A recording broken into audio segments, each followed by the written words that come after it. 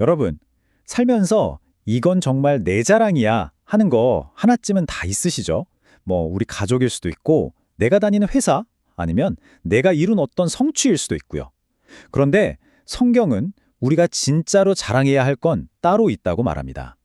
이번 시간에는요, 우리의 자랑이 향해야 할 단 한 가지, 바로 이 십자가가 도대체 무슨 의미인지 한번 깊이 들어가 보겠습니다.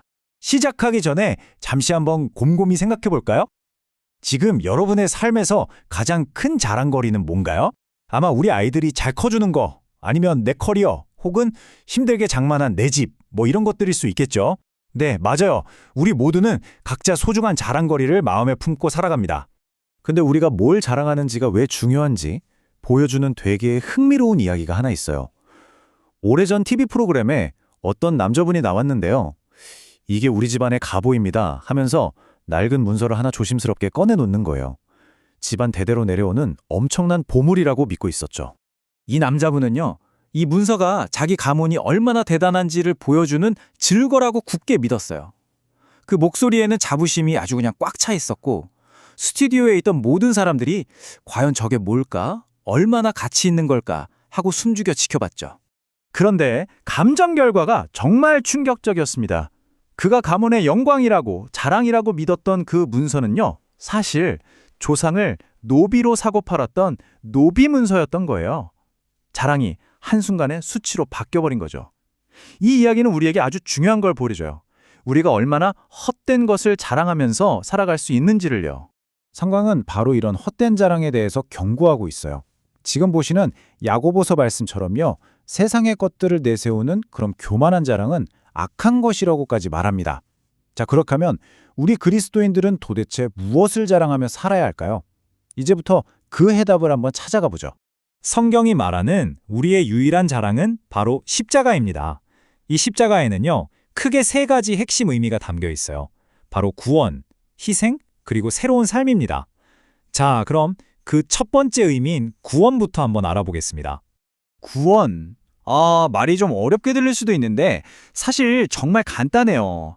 구원이란 뭐냐면 본래 하나님의 자녀였던 우리가 그 신분을 다시 되찾는 거예요. 길을 잃었던 우리가 원래 있어야 할 곳, 바로 창조주이신 하나님의 품으로 돌아가는 것. 그게 바로 구원입니다. 이 구원의 의미를 정말 쉽게 이해하게 해주는 이야기가 하나 있는데요. 한번 들어보세요. 어떤 소년이 있었어요. 이 소년이 나무를 자르고 돛을 달고 페인트를 칠하면서 자기의 모든 정성을 쏟아서 아주 멋진 모형 배를 한 척 만들었습니다. 정말 소중한 보물이었죠. 소년이 신나서 이 배를 강물에 한번 띄워봤어요. 그런데 갑자기 물살이 막 거세지더니 배가 순식간에 휙 떠내려가 버린 거예요.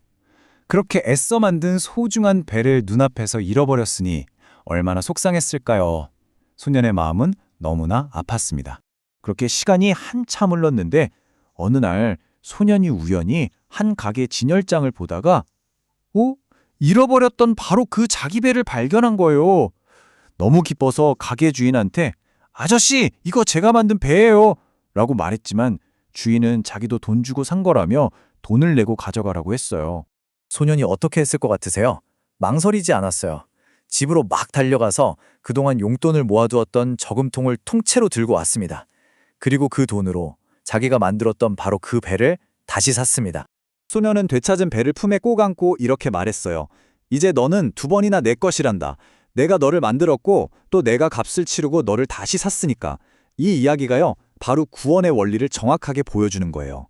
하나님이 우리를 창조하셨지만 죄 때문에 우리가 하나님을 떠나버렸을 때 우리를 되찾기 위해 엄청난 값을 치르셨다는 거죠. 자, 그렇다면 하나님께서 우리를 위해 치르신 그 값이라는 게 도대체 무엇이었을까요? 이것이 바로 십자가의 두 번째 의미, 희생과 곧바로 연결됩니다. 아까 그 소년은 저금통을 털어서 배를 살 수 있었잖아요? 하지만 우리가 구원받는 데 필요한 값은 그런 것과는 비교도 할 수 없었어요. 그 값은 너무나 엄청나서 이 세상의 모든 돈과 보물을 다 모아도 영원히 마련할 수 없는 것이었습니다. 그래서 하나님은 정말 특별한 방법을 쓰셨어요. 바로 자신의 아들 예수 그리스도를 이 땅에 보내신 거죠. 이사야서의 이 말씀이 그 의미를 가장 잘 보여주는데요. 쉽게 말해 예수님이 십자가에서 고통받으신 것은 바로 우리 모두의 잘못과 죄 때문이라는 거예요. 우리가 받아야 할 벌을 예수님이 대신 다 짊어지신 거죠. 이 사실이 우리에게 뭘 의미하냐면요. 정말 놀라운 위로를 줍니다. 바로 예수님 안에서는 용서받지 못할 죄가 없다는 거예요. 왜냐하면 우리의 죄가 아무리 크고 무겁다고 해도 하나님의 아들이신 예수님의 생명보다 더 클 수는 없기 때문이죠. 십자가는 그 모든 값을 치르고도 남는 완전한 희생이었습니다. 자, 그렇다면 구원받고 용서받은 우리는 이제 어떻게 살아야 할까요? 이게 정말 중요하겠죠? 여기서 십자가의 세 번째 의미, 바로 새로운 삶으로 나아가게 됩니다. 십자가는 단순히 과거의 죄를 용서하는 것에서 그치지 않아요. 한 걸음 더 나아가서 우리를 완전히 새로운 존재로 변화시킵니다.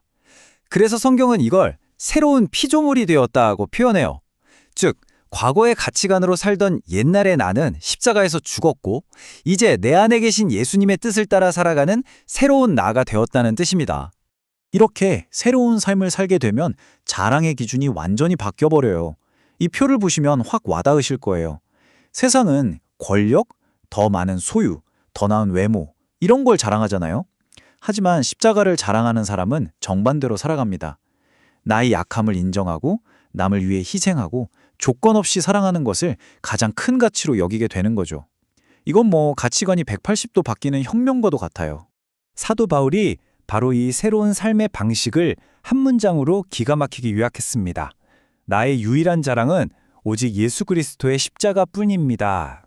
이 고백은요, 세상의 가치관에 대해서는 나는 죽은 사람입니다 라고 선언하고 오직 십자가의 가치관으로만 살겠다는 강력한 선언인 거죠. 오늘 우리는 헛된 자랑에서 시작해서 십자가가 주는 구원, 희생, 그리고 새로운 삶이라는 세 가지 의미를 쭉 살펴봤습니다. 이제 마지막으로 여러분 자신에게 한번 질문을 던져보셨으면 좋겠습니다. 지금 여러분의 눈에는 무엇이 더 크게 보이나요? 여전히 반짝이는 세상의 화려함인가요?